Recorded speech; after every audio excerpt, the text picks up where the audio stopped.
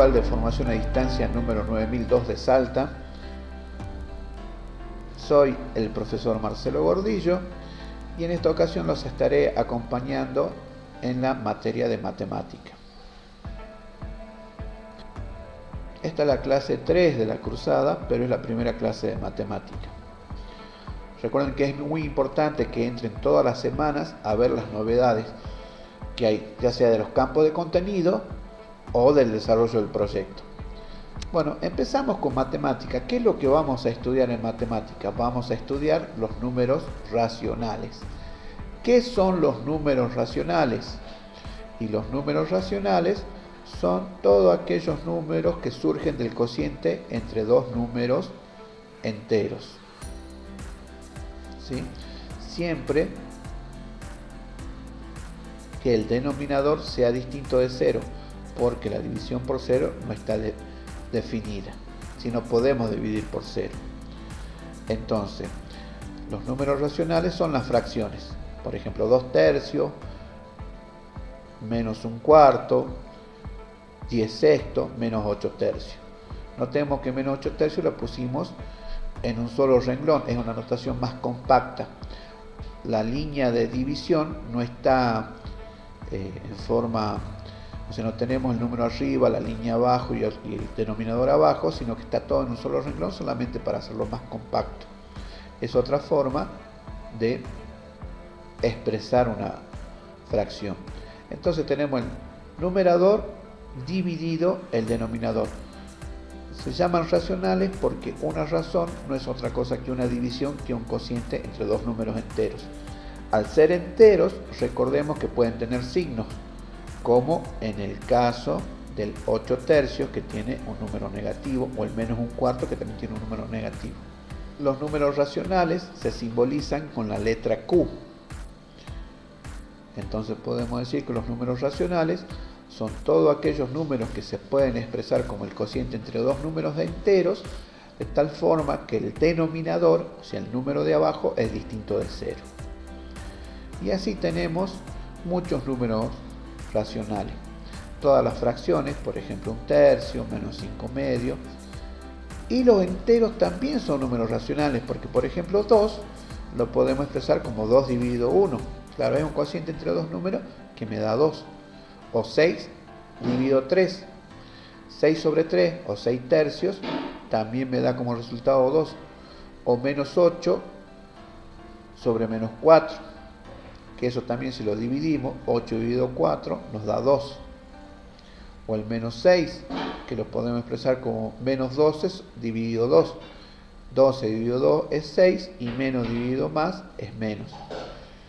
Entonces, siempre que podamos expresar un número como un cociente entre dos números enteros, ese número va a ser un racional. Los números racionales también los podemos representar en forma gráfica. Por ejemplo, en el caso de los amigos, tenemos una pizza para dividir en varias partes. Y la pizza es común representarla a través de un círculo, porque es más práctico. Y ahí podemos ver que las porciones van a ser iguales. Es muy importante que cuando hablamos de números racionales, cuando hablamos de dividir el todo, lo dividimos siempre en partes iguales. Siempre van a ser partes iguales. Por eso la pizza la dividimos en 6 partes iguales. En el caso de la pizza usamos un círculo porque es lo más práctico. Pero en cada situación podemos usar lo que más nos convenga. A veces quizás nos va a convenir utilizar en forma rectangular o a veces, ¿por qué no?, en forma hexagonal. Todo va a depender en cada situación qué nos conviene más.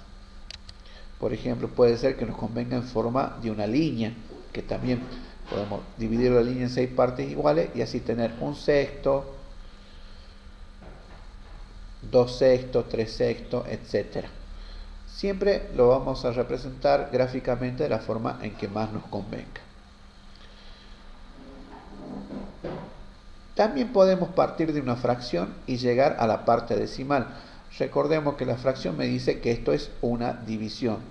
Entonces, si yo tengo 1 medio, la fracción 1 medio, Si hago la división 1 dividido 2, me va a dar 0,5.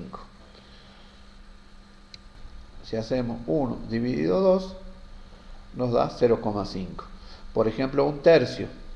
Si hacemos la división 1 dividido 3, nos va a dar 0,3333. O sea, se repite el 3 infinitas veces. Si hacemos un sexto, 1 dividido 6, nos da 0,1666666. O sea, el 1 y el 6 que se repite infinitas veces. En el primer caso, en un medio, la expresión decimal es 0,5. El resultado es una expresión decimal exacta, porque tiene el 5 nada más y se termina, finita, porque se terminó ahí. En el segundo caso, tenemos un tercio que es 0,33, o sea 0,33333 hasta el infinito, que podemos poner puntos suspensivos, o más compacto podemos poner 0,3 y arriba del 3 un sombrerito. Ese sombrerito me está indicando que el 3 se va a repetir infinitas veces, o sea que es una expresión decimal periódica pura. O en el caso de un sexto, como el que se repite es el 6, el sombrerito va a ir arriba del 6, no arriba del 1, y en este otro caso es una expresión decimal periódica mixta, porque solamente es el 6 el que se repite infinitamente, no el 1. Bueno, y estas características justamente de las expresiones decimales de un número racional me van a permitir diferenciarlo de otro tipo de número.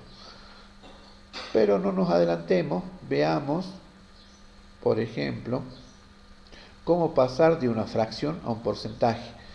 Ya vimos cómo pasar de la fracción a la expresión decimal, que simplemente hacemos la división, es decir, a un medio hacemos la división y obtenemos 0,5, que es la expresión decimal. Si a esa expresión decimal la multiplicamos por 100, obtenemos el porcentaje, que es en este caso el 50%. Es decir, que un medio es igual a 0,5, que es igual al 50%.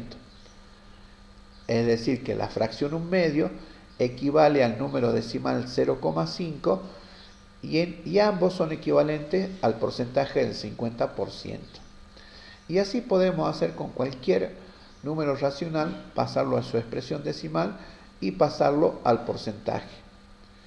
También podemos hacer el camino inverso, pasar del porcentaje, por ejemplo el 50%, podemos pasar a la fracción. 50% significa 50 de cada 100, es decir, 50 dividido 100. Y 50 dividido 100 vamos simplificando, tachamos un 0 que equivale a dividir por 10, ambos números los tenemos que dividir por el mismo, me queda 5 décimos. 5 décimos lo puedo simplificar por 5 porque tanto numerador como denominador lo puedo dividir por 5. 5 dividido 5 es 1, 10 dividido 5 es 2 y así llegamos a un medio. Es decir, que empezamos con el 50%, pasamos a la fracción 50 centésimos y llegamos a la fracción un medio. Esto nos dice que hay diversas fracciones equivalentes.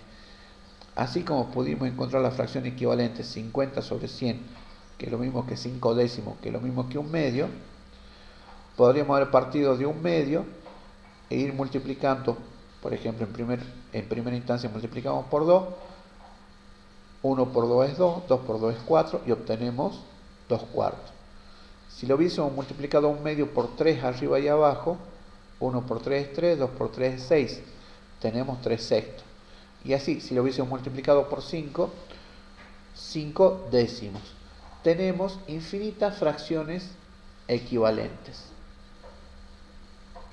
Bueno, la primera práctica consiste, junto con un applet de GeoGebra que es dibuja fracciones, en ir graficando en forma circular o rectangular, o como sea, estas distintas fracciones. Por ejemplo, 3 quintos la van a graficar en forma circular, van a calcular su expresión decimal y su porcentaje.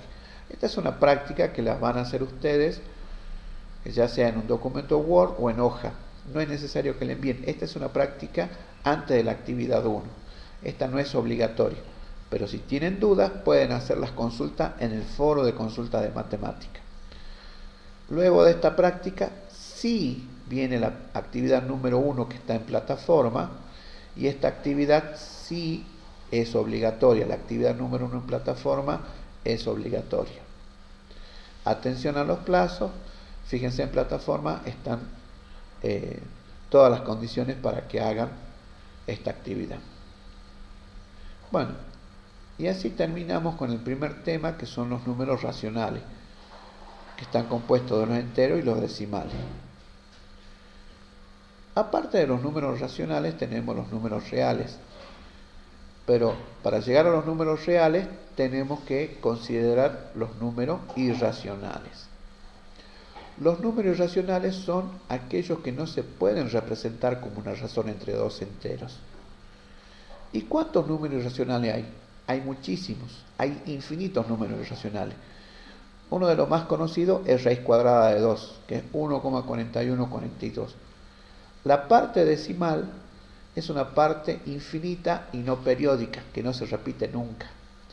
Recordemos que en los racionales había una parte, o era finita, la parte decimal, terminaba 0,5, o se repetía 0,3333 o 0,1666666. Bueno, acá en los irracionales la parte decimal es infinita y no periódica. Por ejemplo, el número raíz cuadrada de 2 sale al estudiar un triángulo rectángulo cuyos catetos son 1 y 1. ¿Cuánto mide la diagonal? Por el teorema de Pitágoras es 1 al cuadrado más 1 al cuadrado, que es 2 raíz cuadrada de 2.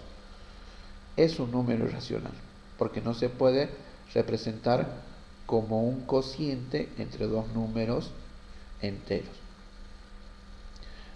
Hay otros números irracionales, como pi, que es la cuadratura del círculo, que es la cantidad de veces que el diámetro de una circunferencia está contenida justamente en la longitud del círculo. Por ejemplo, pi es 3,141592, etc. Nunca vamos a encontrar un periodo que se repita. Otro número muy importante es e, que sale de una sucesión de fracciones también. 2,718 y sigue y sigue y sigue. E es muy utilizado en la teoría del interés, el interés compuesto, el interés que aplican los bancos, y también muy utilizado en modelos de crecimiento poblacional, por ejemplo, el crecimiento de bacterias o cómo se propaga un virus en estos tiempos que todavía seguimos en pandemia cuidándonos. Utilizar el número E para ver cómo se propaga el virus es una de las prácticas que se hace a nivel de investigación. Bueno, todos los números tienen una historia interesante y hay muchos números irracionales, infinitos justamente. A cualquier número, por ejemplo, a raíz de 2, si lo multiplicamos por un número entero, tenemos otro número irracional. A pi lo multiplicamos por un número entero, tenemos otro número irracional. Si a e lo multiplicamos por un número entero o por una fracción, vamos a tener otro número irracional. Concluimos con que los números irracionales tienen infinitas cifras decimales no periódicas. Podemos representar los números irracionales como los reales sin los racionales, ¿sí? Porque los racionales son un conjunto en sí mismo.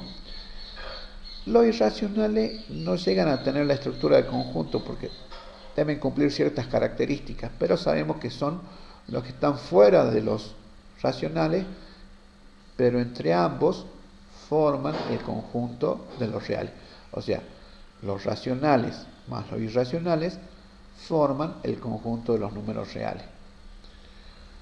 Ahora, los números reales son muy utilizados en nuestra vida diaria. Constantemente los medios masivos de comunicación, como por ejemplo los diarios, la radio, la televisión, por decir los medios tradicionales, y últimamente internet, cuando uno está viendo un video de YouTube, siempre nos siempre nos interrumpen las publicidades. Y bueno, y las publicidades nos están ofreciendo, entre comillas, ciertas ofertas que parecen muy tentadoras, con números muy bonitos, con una estética muy trabajada, pero realmente las ofertas son tan convenientes como nos prometen o no. Justamente esa es la idea, que analicemos, utilizando lo que ya sabemos de números racionales, la expresión decimal de los porcentajes, a ver si es cierto que las ofertas que nos aparecen en las publicaciones son realmente convenientes para nuestro bolsillo, para nuestra economía, o no. Entonces les propongo una segunda actividad, que es analizar unas ofertas que aparecen en nuestros medios, que son muy comunes. Vamos a analizar un producto, para simplificar un poco, vamos a suponer que el producto cuesta 100 pesos. Una unidad del producto cuesta 100 pesos. Y tenemos dos cadenas de supermercado distintas. La primera cadena nos hace esta oferta. Lleva 3, paga 2, nos hace el 3 por 2. O sea que llevamos 3, pero solamente pagamos 2. Y en la segunda cadena de supermercado nos dice que nos hace un 50% de descuento en la segunda unidad. Cuidado, es en la segunda unidad. ¿Qué pasa si quiero comprar una sola unidad? ¿En cuál de los dos supermercados me conviene? ¿En este que me hace el descuento en la segunda unidad? ¿O en el que me hace 3 por 2? Ojo que quiero llevar una sola. ¿Qué les quiero decir? Analicen cada caso por separado. No respondan apresuradamente. Acá les hago una serie de preguntas para que vamos viendo caso por caso cuál va a ser más conveniente y en qué situación. Les recuerdo, analicen cada caso por separado, no respondan apresuradamente, sino que hagan todos los cálculos, comparen y van a llevarse una sorpresa.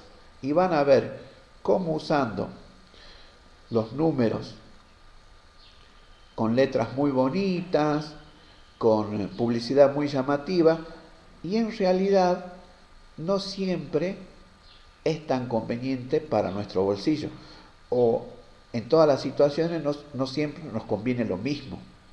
Nosotros tenemos que ser capaces de decidir en cada situación qué es lo que nos conviene más, qué es lo que nos conviene más para nuestro bolsillo. Bueno, espero sus aportes. Recuerden que ante cualquier duda pueden consultar por el foro de consultas de matemática y seguimos avanzando. Nos encontramos en la próxima clase.